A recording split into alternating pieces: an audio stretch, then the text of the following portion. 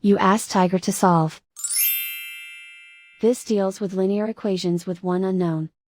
The final result is x equals -23/28. Let's solve it step by step. Simplify the expression. Expand the parentheses. Multiply the coefficients. Simplify the arithmetic. Group all constants on the right side of the equation. Add 28 to both sides. Simplify the arithmetic.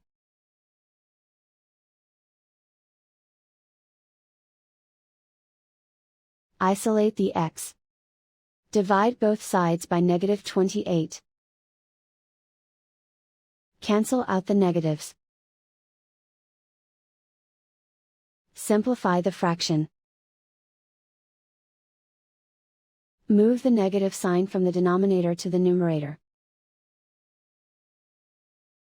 And so the final result is x equals -23/28.